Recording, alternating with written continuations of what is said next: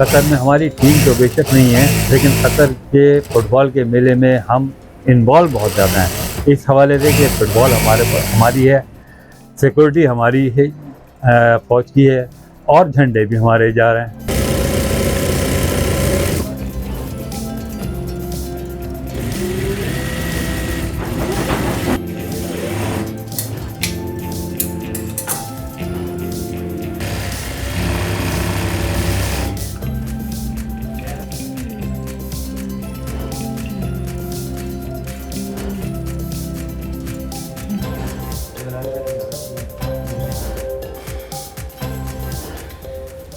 पूरे पाकिस्तान में फ़ुटबॉल का क्रेज़ तो अपनी जगह है ही है।